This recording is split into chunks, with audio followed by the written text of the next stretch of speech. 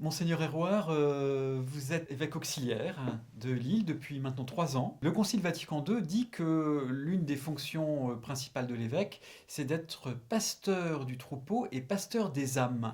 Alors comment l'entendez-vous? Alors je pense qu'effectivement c'est très important. Un évêque, il est pasteur, ça veut dire qu'il est celui qui doit être en contact direct avec l'ensemble des habitants de son diocèse, de ses diocésains, et aller à leur rencontre et les aider à aller à la rencontre du Christ et à vivre de l'Évangile. C'est ça le fond même de la mission de l'évêque, je crois.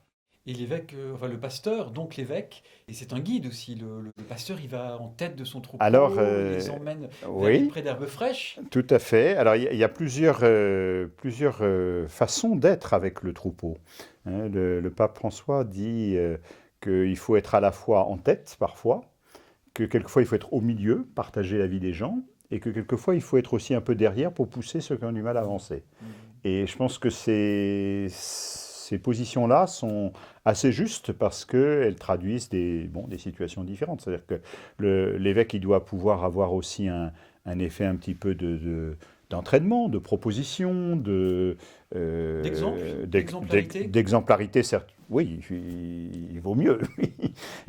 Et puis en même temps, voilà, il partage aussi la vie des gens, la foi des gens.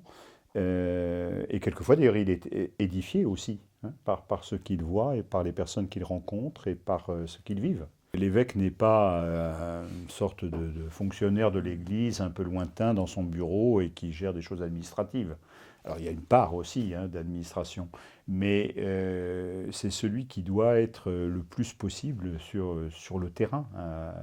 Et donc ben, c'est pour ça qu'on va à la rencontre des paroisses, à la rencontre des aumôneries, des mouvements, des groupes divers.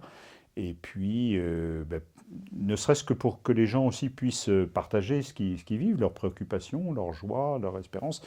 Et puis, ça montre aussi que l'évangile, bah, il se vit partout et il se vit dans des conditions aussi très différentes entre une paroisse de centre-ville plutôt active avec du monde, d'autres des quartiers populaires où c'est difficile, où il y a une mixité sociale, religieuse qui fait que ben, les chrétiens sont peu nombreux, et puis des zones rurales ou des zones semi-rurales où les gens vont et viennent et ne sont pas forcément là, où il n'y a pas beaucoup de jeunes parce qu'ils étudient ailleurs, etc. Voilà. Tout ça, ce sont des conditions différentes, mais à chaque fois, c'est l'évangile qui doit pouvoir être vécu là où l'on est.